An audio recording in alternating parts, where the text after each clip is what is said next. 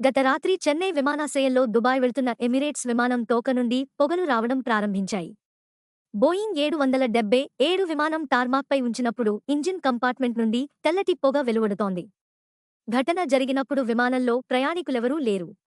టార్మాక్పై చిత్రీకరించిన వీడియో టేకాఫ్కి ముందు అధికంగా నింపడం వల్ల తోకలో నుండి పొగ రావడం చూపిస్తుంది. గ్రౌండ్ స్టాఫ్ ద్వారా ఆ ప్రాంతాన్ని క్లియర్ చేశారు. అయితే దుబాయ్ వెళ్లే విమానం వెనుక ఆగి ఉన్న విమానం వైపు పొగ వీస్తోంది. గ్రౌండ్ సిబ్బంది పైలట్లను అప్రమత్తం చేశారు. వారు తీవ్రతరం కాకుండా నిరోధించడానికి ఇంజిన్లను మూసివేశారు. మరియు ఎటువంటి అవాంఛనీయ పరిస్థితిని నివారించడానికి అగ్నిమాపక ఇంజన్లు సంఘటనా స్థలానికి చేరుకున్నాయి. పరిస్థితి అదుపులోకి వచ్చింది. మధ్యలో ప్రయాణికులందరినీ భద్రతా తనిఖీ కోసం తిప్పికొట్టారు.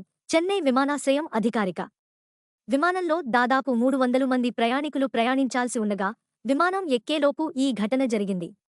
మంటలను అదుపు చేసేందుకు ఫైర్ ఇంజన్లు ఘటనాస్థలికి చేరుకున్నాయి. విమానం రాత్రి 10 గంటలకు టేకాఫ్ కావాల్సి ఉంది. అయితే ఈ సంఘటన 2 గంటల కంటే ఎక్కువ ఆలస్యం అయింది మరియు విమానం 12:30 గంటలకు బయలుదేరింది. భారత విమానయాన పర్యవేక్షణ సంస్థ directorate general of civil aviation DGCA విచారణకు ఆదేశించింది. ఇంతలో ఎమిరేట్స్ ప్రయాణికులకు కలిగించిన అసౌకర్యానికి క్షమాపణలు చెప్పింది మరియు ఇంజనీరింగ్ తనిఖీని అనుసరించి విమానం దుబాయ్కి వెళ్లడానికి క్లియర్ చేయబడింది. కలిగించిన అసౌకర్యానికి ఎమిరేట్స్ క్షమాపణలు కోరుతోంది. మా ప్రయాణికులు మరియు సిబ్బంది భద్రత చాలా ముఖ్యమైనది.